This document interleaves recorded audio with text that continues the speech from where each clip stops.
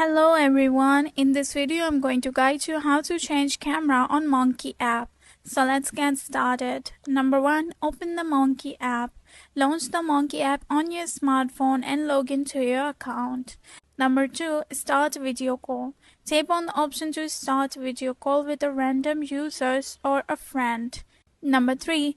Access camera settings. While in the call, look for the camera icon or settings option on the screen. Number 4. Select camera type. Tap on the camera icon to switch between the front and rear cameras. Number 5. Confirm the change.